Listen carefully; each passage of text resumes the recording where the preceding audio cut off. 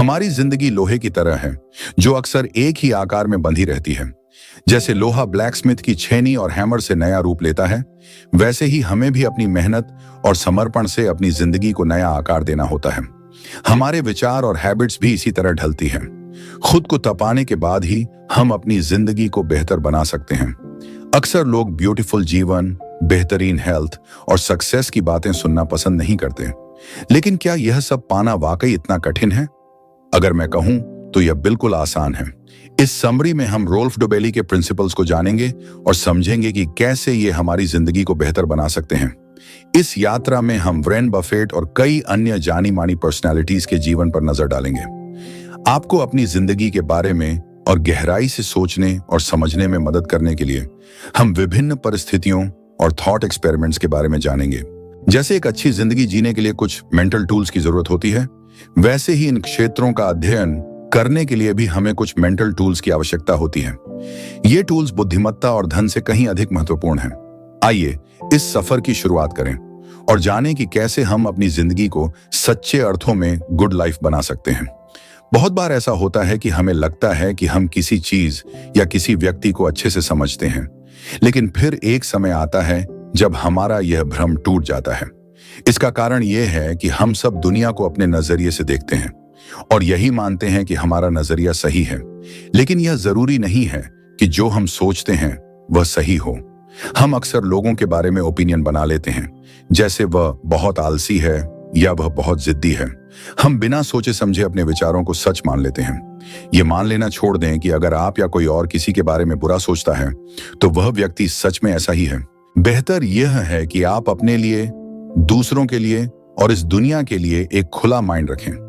अपनी negative thinking को अपने ऊपर हावी न होने दें। जो बातें आपके मन में हैं, वे अक्सर किसी और ने आपके अंदर डाली होती हैं और यह जरूरी नहीं कि वे सच हों। उदाहरण के लिए, मान लीजिए आपको लगता है कि आपके फैमिली वाले आपको अपने सपनों के पीछे जाने से रोक रहे हैं। इससे आपको लगता है कि वे आपको खुश नहीं देखना चाहते, लेकिन अगर आप गहराई से सोचेंगे तो आपको समझ में आएगा कि वे आपकी चिंता कर रहे हैं। वे आपको इसलिए रोक रहे हैं क्योंकि उन्हें डर है कि कहीं आप नाकाम न हो जाएं। आपके फैमिली वाले हमेशा आपके लिए अच्छा ही सोचते हैं, लेकिन अगर आप सच्चाई जानने की कोशिश नहीं करते तो आप सोचते हैं कि वे आपसे प्यार नहीं करते। इसीलिए हमेशा खुला माइंड रखें और लोगों को समझने की कोशिश करें। क्या आपने कभी सोचा है कि आपकी सक्सेस में आपकी मेहनत का कितना हिस्सा है और कितना उन सर्कमस्टेंसेस और अपॉर्चुनिटीज का है जो आपके हाथ में नहीं है? ज्यादातर लोग मानते हैं कि उनकी सक्सेस का लगभग 60% हिस्सा उनकी मेहनत से आता है और 40% एक्सटर्नल रीजन से। अब एक उदाहरण लेते हैं। मान लीजिए आपके पास 2 जुड़वा भाई हैं। दोनों बहुत होशियार हैं। एक भाई अमेरिका में बड़ा हुआ है और दूसरा बांग्लादेश में। अगर आप इनमें से एक होते तो अमेरिका में बड़े होने वाले भाई के लिए अपनी कमाई का कितना हिस्सा दांव पर लगाने को तैयार होते? ज्यादातर लोग इसका उत्तर 80% देंगे। यह दिखाता है कि हम मानते हैं कि अमेरिका जैसे विकसित देश में बड़े होने से हमें ज्यादा सक्सेस के मौके मिलते हैं। इसे हम ओवरियन लॉटरी कहते हैं। यह सिर्फ आपके जन्म के कंट्री पर नहीं, बल्कि आपके स्टेट, सिटी, कम्युनिटी और फैमिली पर भी निर्भर करता है। आप यह नहीं चुन सकते कि आप कहां जन्म लेंगे या किस फैमिली में बड़े होंगे। आप यह भी नहीं तय कर सकते कि आपको कौन सी एजुकेशन मिलेगी। इसी तरह आप उस स्कूल या उन टीचर्स पर भी काबू नहीं रखते जहां आपने पढ़ाई की। जब आपको जॉब या बिजनेस का मौका मिलता है तो यह अक्सर किसी और की मदद से मिलता है। अगर वह व्यक्ति आपकी मदद नहीं करता तो शायद आप आज यहां नहीं होते। अगर आपने कठिनाइयों का सामना किया है तो भी आपको आभारी रहना चाहिए, क्योंकि आप भाग्यशाली हैं। इस धरती पर जितने लोग जन्म ले चुके हैं उनमें से केवल 6% ही अब तक जीवित हैं। सोचिए, अगर आप दूसरी सदी में होते तो आपके जीवित रहने की संभावना कितनी होती? इसका उत्तर है 94%। इसका मतलब है कि आप प्राचीन इजिप्ट में एक मजदूर या रोमन एम्पायर में एक स्लेव बन सकते थे। ऐसे में आपकी टैलेंट और स्किल्स का विकास नहीं हो पाता। यह ओवेरियन लॉटरी का असली मतलब है। आपकी सक्सेस का असली श्रेय आपके जीन्स और उस एनवायरनमेंट को जाता है जिसमें आप बड़े होते हैं। आपके पेरेंट्स, जिन्होंने आपको खुद पर कंट्रोल और अपनी इमोशंस को संभालना सिखाया, इसके हकदार हैं। आपके टीचर्स, जिन्होंने आपको नॉलेज दिया, वे भी आपकी सक्सेस में योगदान देते हैं। इसलिए आपकी सक्सेस केवल आपकी मेहनत का नतीजा नहीं है। आपकी विल पावर भी आपके जीन्स और जीवन के एक्सपीरियंसेस से आती है। अब उस सवाल पर वापस आते हैं, आपकी सक्सेस का कितना प्रतिशत सच में आपकी मेहनत से आता है? इसका सही जवाब शायद 0% होगा। ओवेरियन लॉटरी से हमें 2 महत्वपूर्ण बातें सीखने को मिलती हैं। पहली बात, विनम्र रहना। चाहे आप कितने भी सक्सेसफुल क्यों ना हों, हमेशा ग्राउंडेड रहें। बहुत से लोग अपनी सक्सेस को सोशल मीडिया पर दिखाते हैं, लेकिन आपको संयमित रहना चाहिए। हमेशा याद रखें कि आप कितने फॉर्चुनेट हैं और जिन लोगों ने आपकी मदद की है उनके प्रति आभारी रहें। दूसरी बात, अपनी सक्सेसेस को दूसरों के साथ साझा करें। बहुत से लोग कठिन सर्कमस्टेंसेस में पैदा होते हैं। शायद उन्हें अपने पेरेंट्स से बुरा व्यवहार सहना पड़ता है या वे पुअर कम्युनिटी में बड़े होते हैं। ऐसे लोगों की मदद करें और अपने दिल को खोलें। जब आप इसे इस नजरिए से देखेंगे तो आप डोनेशन देने और टैक्सेस पर शिकायत नहीं करेंगे। यह केवल पैसे खर्च करने के बारे में नहीं है, बल्कि एक अच्छे इंसान बनने के बारे में है। आपकी सक्सेस केवल आपके प्रयासों से नहीं, बल्कि उन सभी लोगों और सर्कमस्टेंसेस से भी है जिन्होंने आपको यहां तक पहुंचने में मदद की है। इसलिए अपने जीवन में पॉजिटिविटी फैलाते रहें और दूसरों की मदद करें।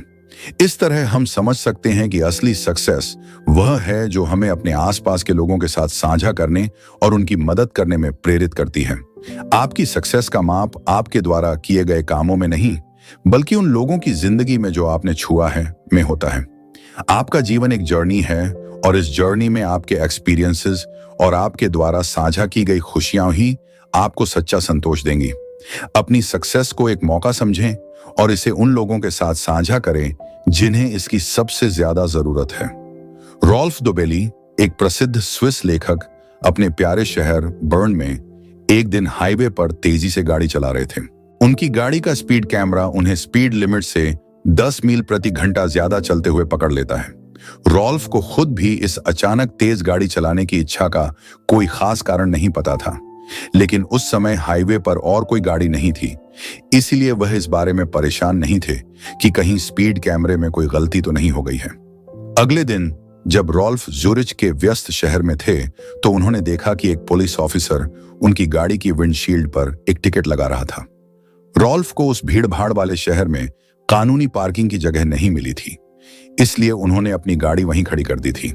रॉल्फ ने पुलिस अधिकारी के पास जाकर अपनी बात समझाने का सोचा, लेकिन अंत में ऐसा नहीं किया।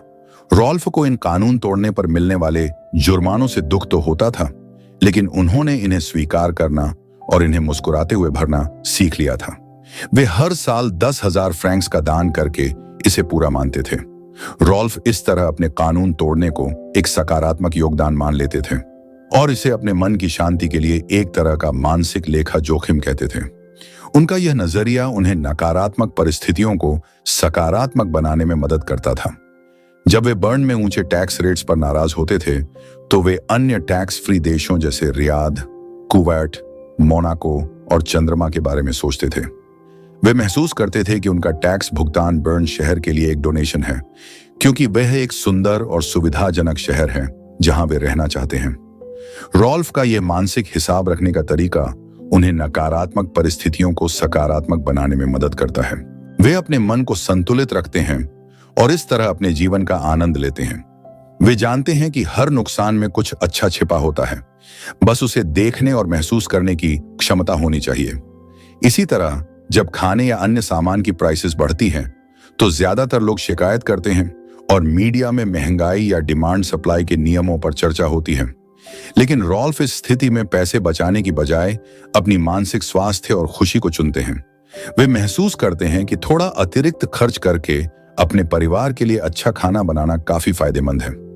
रॉल्फ जब भी स्टोर, एटीएम या ट्रांसपोर्ट में इंतजार करते हैं तो वे शांत और आराम से रहते हैं।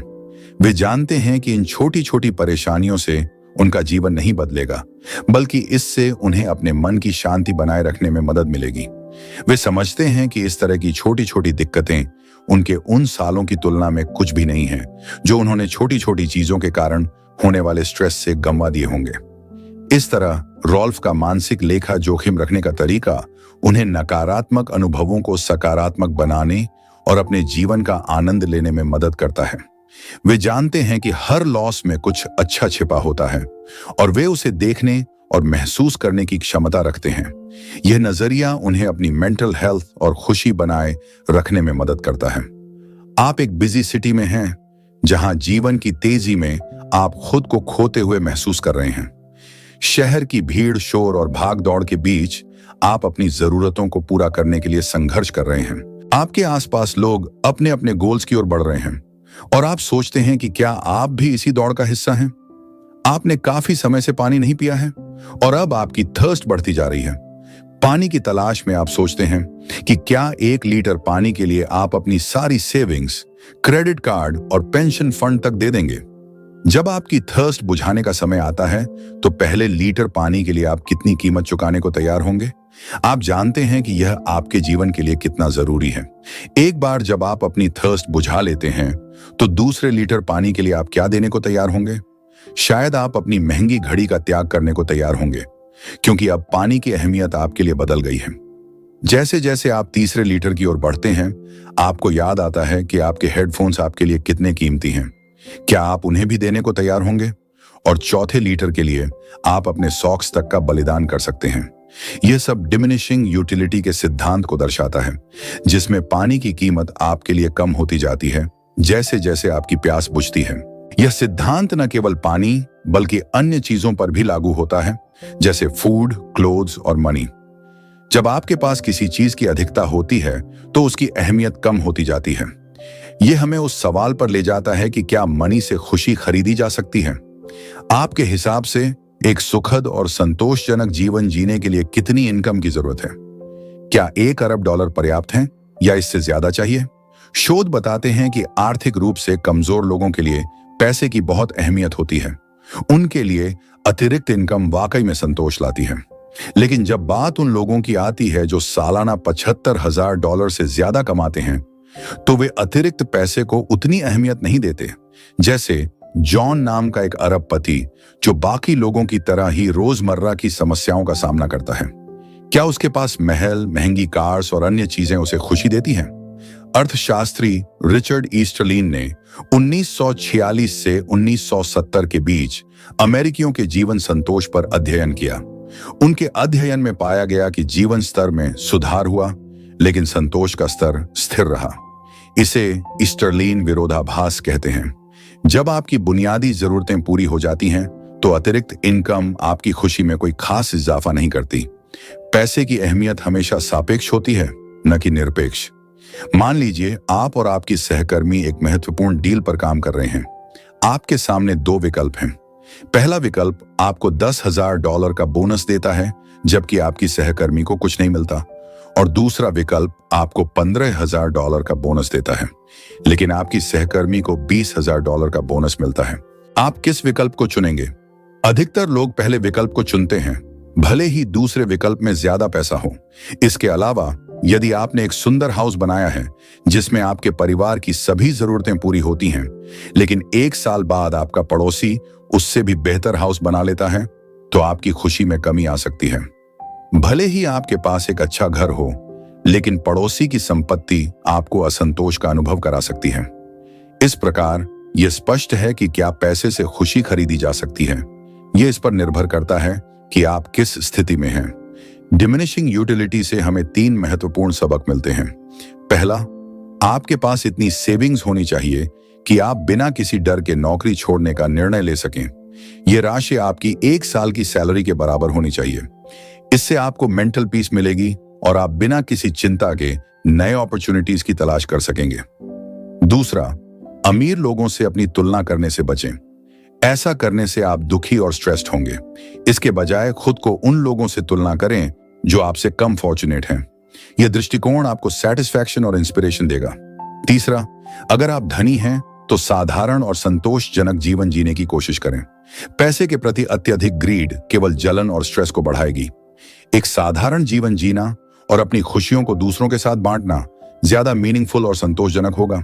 इसलिए इस विषय पर आपके विचार महत्वपूर्ण हैं। क्या वास्तव में पैसे से खुशी खरीदी जा सकती है? यह इस बात पर निर्भर करता है कि आप अपनी सर्कमस्टेंसेस का कितना अच्छे से सामना करते हैं और आपके लिए असली खुशी क्या है। जीवन में संतोष पाने के लिए अपनी प्रायोरिटीज को समझें और अपने चारों ओर की दुनिया से संतोष प्राप्त करने की कोशिश करें। आप एक बड़े प्रोजेक्ट पर काम कर रहे हैं। आपको लग सकता है कि सब कुछ सही चल रहा है, लेकिन सच्चाई यह है कि प्रोजेक्ट की प्रगति कभी भी एकदम सही नहीं होती। जब आप अपने काम की योजना बनाते हैं तो कई बार आपको दिशा बदलनी पड़ती है। जैसे अगर आप एक रेसिपी बना रहे हैं तो हो सकता है कि आपको कुछ इंग्रेडिएंट्स की कमी हो या आपकी योजना के अनुसार कुछ चीजें सही ना हो। ऐसी स्थिति में आपको रेसिपी को थोड़ा बदलना होगा।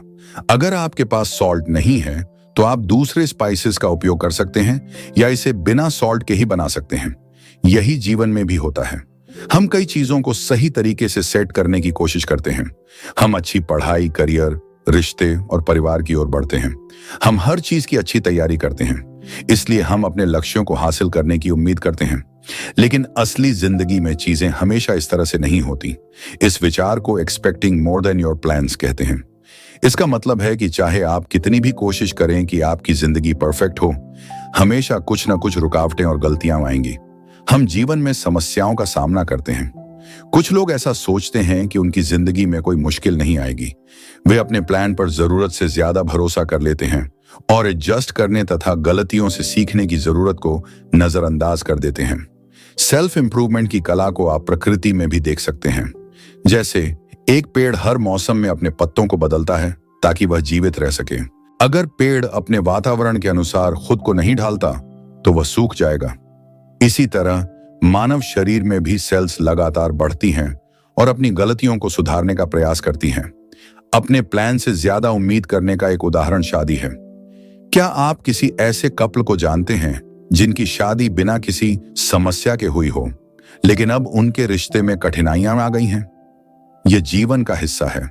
जिसने भी कभी प्यार किया है वह जानता है कि एक मजबूत और खुशहाल रिश्ते के लिए उसे लगातार सुधारने और सहयोग करने की जरूरत होती है। चाहे आप एक दूसरे के साथ कितने भी अच्छे क्यों ना हों, आप कभी भी उन चुनौतियों को कम नहीं समझ सकते जो आपके रिश्ते को प्रभावित कर सकती हैं। सुधार की कला को हम राजनीति में भी देख सकते हैं। विभिन्न देशों के कॉन्स्टिट्यूशन में समय समय पर कई बार बदलाव किए गए हैं। इसमें शर्मिंदा होने की कोई बात नहीं है। सुधार का मतलब है कि इन देशों में लोकतंत्र सही तरीके से काम कर रहा है। शिक्षा एक ऐसा क्षेत्र है जहां आपको सुधार की कला अपनाने और पहले से तय किए गए प्लान को कम महत्व देने की जरूरत है। वर्तमान स्कूल सिस्टम ज्यादातर सही उत्तर जानने और अच्छे ग्रेड्स लाने पर आधारित है। बच्चों को इस तरह से सिखाया जाता है ताकि उन्हें स्थिर नौकरी और सफलता मिल सके। लेकिन यह सिस्टम अब बेकार होता जा रहा है, खासकर हमारे आधुनिक डिजिटल युग में। खुद को सुधारने, नई चीजें अपनाने और नए तरीके से सोचने की क्षमता अब ज्यादा जरूरी हो गई है। लेकिन इस तरह के गुण स्कूल में बहुत कम सिखाए जाते हैं। अब चरित्र के विषय पर चलते हैं। हो सकता है कि आप किसी ऐसे व्यक्ति को पसंद करते हो जो सक्सेसफुल, मेहनती और प्रेरित हो। क्या आपको लगता है कि ऐसा उनके परफेक्ट सेटअप के कारण है? शायद ऐसा इसलिए है क्योंकि वे एक अमीर परिवार में पैदा हुए हैं या फिर वे सबसे अच्छे स्कूल में पढ़े हैं। लेकिन क्या यह सच है? क्या आपको नहीं लगता कि सफल लोगों ने ऐसा खुद को लगातार सुधार करके किया है? यहां बात यह है कि कोई भी परफेक्ट योजना, नौकरी, stock portfolio, business strategy, training या सेटअप नहीं होता। आप केवल खुद को लगातार सही करके बेहतर बन सकते हैं। आप जिन चुनौतियों का सामना करते हैं उनके अनुसार जरूरी बदलाव करें। उन चीजों को सुधारें जो अब काम नहीं करती। बदलाव को अपनाएं। इसी तरह से आप इस तेजी से चलती दुनिया में आगे बढ़ पाएंगे। बॉब डायलन, जो एक मशहूर सिंगर और सॉन्ग राइटर हैं, को 2016 में साहित्य के लिए नोबेल पुरस्कार मिला। उन्होंने 3 महीने तक इस सम्मान पर कोई ध्यान नहीं दिया, न कुछ कहा और न ही कोई इंटरव्यू दिया। मीडिया ने उन्हें घमंडी कहा। जब उन्होंने आखिरकार कहा, मैं इस पुरस्कार के लिए शुक्रिया अदा करता हूं, तो उनकी बात से साफ हो गया कि उन्हें इस पुरस्कार की ज्यादा परवाह नहीं थी। एक और उदाहरण ग्रिगोरी पेरेलमैन का है, जो एक बहुत अच्छे मैथमेटिशियन के जानकार माने जाते हैं। उन्होंने 2002 में 7 मुश्किल मैथमेटिक्स के सवालों में से एक का हल ढूंढा, लेकिन जब उन्हें फील्ड्स मेडल के लिए चुना गया तो उन्होंने यह इनाम लेने से मना कर दिया। जबकि उनके पास नौकरी नहीं थी और वे रूस में अपनी मां के साथ रह रहे थे। पेरेलमैन को सिर्फ मैथमेटिक्स से मतलब था। उन्हें इस बात की परवाह नहीं थी कि लोग उनके बारे में क्या सोचते हैं। अब यह सोचने का समय है कि आपके लिए क्या जरूरी है। आप खुद को कैसे देखते हैं या दुनिया आपको कैसे देखती है? अगर आप माता पिता हैं, तो आपके बच्चे आपके व्यवहार से सीखेंगे कि किस चीज पर ध्यान देना है। क्या वे दूसरों को खुश करने के लिए झूठी मुस्कान दिखाएंगे या अपने विश्वास और हुनर पर भरोसा करेंगे? पहले के समय में दूसरों से तारीफ पाना जरूरी था, क्योंकि हमारे पूर्वजों को एक दूसरे के साथ मिलकर काम करना पड़ता था। लेकिन आज का समय अलग है। अगर आप अपनी छवि को लेकर ज्यादा सोचते हैं, तो आप पुराने समय की सोच में फंसे हुए हैं। लोग आपको पहचान दें या नहीं, इससे आपकी जिंदगी पर ज्यादा फर्क नहीं पड़ता। अपनी छवि की बजाय अपने अंदर के सच्चे मूल्य पर ध्यान दें। ईमानदारी से जिएं और अच्छे काम करें, ताकि आप खुद पर गर्व कर सकें। उन लोगों के साथ समय बिताएं जिन्हें आप प्यार करते हैं, और वो काम करें जो आपको खुशी देते हैं। भले ही दुनिया आपकी तारीफ न करे, लेकिन ऐसा करें जिससे आपको खुद सुकून मिले। कॉमेट 1, जिसे विमानन के इतिहास में एक महत्वपूर्ण मील का पत्थर माना जाता है, पहला कमर्शियल जेट एयरलाइनर था। हालांकि 1953 से 1954 के बीच यह विमान कई भयानक हादसों का शिकार बना। कोलकाता एयरपोर्ट से उड़ान भरने के कुछ ही मिनटों बाद एक कॉमेट 1 दुर्घटनाग्रस्त हो गया। इसके बाद एक दूसरा विमान इटली के एल्बा द्वीप के ऊपर गिर गया, और कुछ ही हफ्तों बाद एक और कॉमेट 1 नेपल्स के पास समुद्र में गिर गया। इन सभी हादसों में कोई भी जिंदा नहीं बचा। इन दुर्घटनाओं की जांच की गई, लेकिन जांचकर्ताओं को कुछ खास कारण नहीं मिले। नतीजतन कॉमेट 1 की उड़ानें जारी रहीं। हालांकि जब चौथा विमान भी नेपल्स के पास क्रैश हुआ, तो उड़ानों को रोकने का निर्णय लिया गया। जांचकर्ताओं ने गहराई से देखा तो पता चला कि कॉमेट 1 की चौकोर खिड़कियों में सूक्ष्म दरारें आ जाती थीं। ये दरारें विमान की मुख्य संरचना यानी फ्यूजलेज तक पहुंच जाती थीं, जिससे विमान टूटकर गिर जाता था। इस समस्या ने आधुनिक विमानों की खिड़कियों को गोल या अंडाकार बनाने की आवश्यकता को जन्म दिया। लेकिन कॉमेट 1 की समस्याएं यहीं समाप्त नहीं हुईं। एक प्रमुख दुर्घटना के बाद डेविड वॉरेन, एक विमान दुर्घटना जांचकर्ता, ने सुझाव दिया कि सभी विमानों में एक ऐसा फ्लाइट डेटा रिकॉर्डर लगाया जाए जो सुरक्षित हो और हर सेकंड महत्वपूर्ण जानकारी दर्ज कर सके। इस उपकरण को ब्लैक बॉक्स कहा गया। यह डिवाइस पायलट की बातचीत सहित हर जानकारी को रिकॉर्ड करता है, जिससे भविष्य में किसी भी दुर्घटना के कारणों का पता लगाना आसान हो जाता है। एयरलाइन उद्योग ने अपनी गलतियों से सीखकर खुद को मजबूत बनाया। कैप्टन सलेनबर्गर, जिन्होंने हडसन रिवर में एक सफल इमरजेंसी लैंडिंग की, ने कहा, हमने जो कुछ सीखा है वह उन गलतियों से है जिनके कारण लोगों की जान गई। हर विमान दुर्घटना ने इस उद्योग को और अधिक जानकार बनाया, जिससे उड़ानें और सुरक्षित हो गईं। यह सोच ब्लैक बॉक्स थिंकिंग के रूप में जानी जाती है, जिसका मतलब है अपनी गलतियों को पहचानना और उनसे सीखना। यह विचार मैथ्यू सेट द्वारा विकसित किया गया है, जिन्होंने ब्लैक बॉक्स थिंकिंग नामक पुस्तक लिखी है। हालांकि इंसान इस तरह से नहीं सोचते। मान लीजिए आपने 5 साल पहले $100 में कुछ शेयर खरीदे थे, लेकिन अब उनकी कीमत केवल $10 रह गई है। आप शायद सरकार, उस कंपनी या अपने दोस्त को दोष देंगे जिसने आपको निवेश करने के लिए प्रेरित किया। सच्चाई को स्वीकार करना और अपनी गलतियों का विश्लेषण करना लोगों के लिए मुश्किल होता है, और यही इस अध्याय का मुख्य संदेश है। लंदन स्कूल ऑफ इकोनॉमिक्स के एक साइकोलॉजिस्ट ने पाया है कि मोटे लोग अक्सर अपनी समस्याओं से ध्यान हटा लेते हैं और उन पहलुओं पर ध्यान केंद्रित करते हैं जहां उनका वजन मायने नहीं रखता, जैसे कि उनका काम। यह इसलिए होता है क्योंकि सच्चाई को स्वीकार करना बेहद चुनौतीपूर्ण होता है। सच्चाई यह है कि दुनिया आपकी सोच या भावनाओं से प्रभावित नहीं होती। समय लगातार आगे बढ़ता है, सूरज उगता और डूबता है, चाहे आप कितने भी दुखी हों। जब चीजें आपके अनुकूल होती हैं, तो सच्चाई को मानना आसान होता है, लेकिन जब मुश्किल समय आता है, तब भी इसे स्वीकार करना उतना ही जरूरी होता है। कई बार हम अपनी समस्याओं को नहीं देख पाते, इसलिए हमें एक सच्चे दोस्त की जरूरत होती है, जो हमें सच बताने की हिम्मत रखता हो। जब आप अपनी सच्चाई को स्वीकार कर लेते हैं, तो आपको एक ब्लैक बॉक्स बनाने की आवश्यकता होती है। यह कोई असली डिवाइस नहीं है, बल्कि एक साधारण नोटबुक और पेन काफी है। जब आपको किसी महत्वपूर्ण निर्णय की आवश्यकता हो, तो अपने सभी विचारों, अपेक्षाओं और निष्कर्षों को लिखें। यह नोटबुक आपकी मदद करेगी यह समझने में कि आपने कहां गलती की। यदि आप अपनी गलती को पहचानने में असफल रहते हैं, तो आप फिर से असफल हो सकते हैं। जिंदगी आपको तब तक ठोकरें लगाती रहेगी जब तक आप अपनी गलतियों को पहचान कर उन्हें सुधार नहीं लेते। कड़वे सच को स्वीकार करना कठिन हो सकता है, लेकिन अंततः यह आपको एक बेहतर और समझदार इंसान बनाएगा। 1519 में हर्नान कॉर्टेज, एक साहसी स्पेनिश विजेता, ने मेक्सिको में कदम रखा। विजेता वो होते हैं जो अपनी ताकत और समझदारी से दूसरों पर जीत हासिल करते हैं। जैसे ही कॉर्टेज ने मेक्सिको में कदम रखा, उसने इसे स्पेन का हिस्सा बना दिया और खुद को वहां का गवर्नर बना लिया। लेकिन फिर उसने एक अजीब फैसला किया। उसने अपनी शिप्स को तोड़ दिया, जिससे वह वापस लौट नहीं सकता था। यह कदम उसने क्यों उठाया? इस सवाल का जवाब हमें रॉल्फ डोबेली की एक कहानी से मिलता है। डोबेली ने एक सीईओ से मुलाकात की जो मिठाई नहीं खाते थे। कई सालों तक डोबेली ने उन्हें मिठाई का आनंद लेते नहीं देखा। शुरू में यह उन्हें अजीब लगा।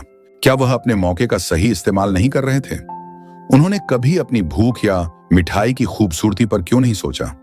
कॉर्टेज का जहाजों को तोड़ने का फैसला और उस सीईओ का मिठाई से दूर रहना एक खास नियम को बताता है, जिसे क्लेटन क्रिस्टेंसन ने द प्लेज कहा है। यह एक ऐसा वादा है जिसे तोड़ना मुश्किल होता है। इसका मतलब है कि व्यक्ति उस चीज पर समझौता नहीं करेगा क्योंकि वह उसके लिए बहुत महत्वपूर्ण है। क्रिस्टेंसन ने देखा कि कई प्रबंधक अपने करियर के शुरुआती दौर में काम पर ध्यान देते हैं। जब वे आर्थिक रूप से स्वतंत्र हो जाते हैं, तब परिवार पर ध्यान देने लगते हैं, लेकिन तब तक बहुत देर हो चुकी होती है। कई की शादी टूट जाती है और बच्चों के साथ रिश्ते कमजोर हो जाते हैं। इसलिए क्रिस्टेंसन ने वादा किया कि वह वीकेंड पर काम नहीं करेंगे और हफ्ते के दिनों में अपने परिवार के साथ समय बिताएंगे। वह इस वादे के लिए इतने गंभीर थे कि सुबह 3 बजे भी काम करना उनके लिए कोई परेशानी नहीं थी। यह एक महत्वपूर्ण सबक है। लचीलापन एक खतरनाक चीज हो सकती है। अगर क्रिस्टेंसन ने यह वादा नहीं किया होता तो वह वीकेंड में काम कर सकते थे, लेकिन उन्होंने अपने नियमों में कोई छूट नहीं रखी। कॉर्टेज ने मेक्सिको को जीतने के लिए अपने जहाजों को तोड़ दिया और उस सीईओ का लक्ष्य अपनी सेहत बनाए रखना था। इसलिए उसने मिठाई से हमेशा दूर रहने का फैसला किया। तीनों ने अपने लंबे समय के लक्ष्यों को पाने के लिए दृढ़ता दिखाई। लचीलापन उन्हें अपने लक्ष्यों से भटका सकता है। ऐसा क्यों? इसके 2 बड़े कारण हैं। पहला, हर बार नए निर्णय लेना थका देता है, जिसे डिसीजन फटीग कहा जाता है। जैसे जैसे दिन बढ़ता है, आपका मस्तिष्क थक जाता है और सबसे आसान विकल्प की ओर मुड़ जाता है। इसीलिए द प्लेज मददगार होता है। जब आप एक वादा करते हैं तो आपको फिर से सोचना नहीं पड़ता है, क्योंकि आपने पहले ही निर्णय ले लिया है। दूसरा, दृढ़ता आपकी पहचान की रक्षा करती है। जब आप एक ही दिशा में चलते हैं तो आप यह दिखाते हैं कि आप किस चीज का समर्थन करते हैं और समझौता नहीं करेंगे। प्लेज लेने से आप आत्मनियंत्रण और अनुशासन का अभ्यास कर रहे होते हैं। इससे आप मजबूत दिखते हैं, क्योंकि लोग जानते हैं कि आप अपने निर्णयों से नहीं हिल सकते हैं। एक और उदाहरण है बड़े निवेशक वॉरेन बफेट का। यदि आप अपनी कंपनी उन्हें बेचना चाहते हैं तो आपके पास केवल एक मौका होता है। बफेट मोल भाव करना पसंद नहीं करते। यदि पहली बैठक में उन्हें आपका प्रस्ताव पसंद नहीं आया तो वे आपकी कंपनी नहीं खरीदेंगे। इसलिए आपको पहले से तैयारी करनी होगी और अपना सबसे अच्छा मूल्य पेश करना होगा, क्योंकि यदि वह उसे नकारते हैं तो फिर कोई दूसरा मौका नहीं होगा।